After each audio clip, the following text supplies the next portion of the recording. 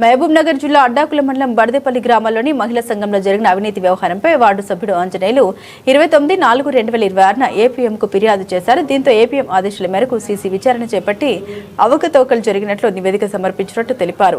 సోమవారం జరిగిన ప్రజావాణి కార్యక్రమంలో సంబంధిత వీవోను సస్పెండ్ చేసి దుర్వినియోగమైన నిధుల్ని రికవరీ చేయాలని, అలాగే చట్టరీత్యా చర్యలు తీసుకోవాలని కలెక్టర్కు ఫిర్యాదు చేసినట్లు పేర్కొన్నారు. అయితే రాజకీయ అండదండలు ఉన్నాయి, నన్నెవరు ఏం చేయలేరంటూ సంబంధిత వ్యక్తి రాజకీయ ఒత్తిడి తెస్తున్నారని ఆరోపించారు. ఇలాంటి అవినీతి పరుని వెంటనే విధుల నుండి తొలగించాలని, లేకపోతే హైకోర్టును ఆశ్రయిస్తామని ఆర్టీఐ మండల అధ్యక్షుడు ఆంజనేయులు హెచ్చరించారు. బలిత్పల్లి గ్రామంలో బుక్ కీపర్ అయిన శ్రీధరు నిధుల అవకతవకలు చేసిన సందర్భంగా మండల ఏపీఎంకు ఫిర్యాదు చేయడం జరిగింది. ఆ ఫిర్యాదు నివేదిక ఆధారంగా అవినీతి జరిగిందని రిపోర్ట్ ఇవ్వడం జరిగింది. ఆ రిపోర్టు ఆధారంగా ఈరోజు కలెక్టర్ ఆఫీస్కి వచ్చి కలెక్టర్కి ఫిర్యాదు చేయడం జరిగింది. అతను సస్పెండ్ చేసి నిధులు రికవర్ చేయాలని, అదేవిధంగా అతన్ని చట్టరీత్యా చర్యలు తీసుకోవాలని కోరుతున్నాం. మీ పేరు చెప్పు. అడ్డాకుల మండలం బలిత్పల్లి గ్రామం. నా పేరు ఆంజనేయులు. విషయం ఏం జరిగింది?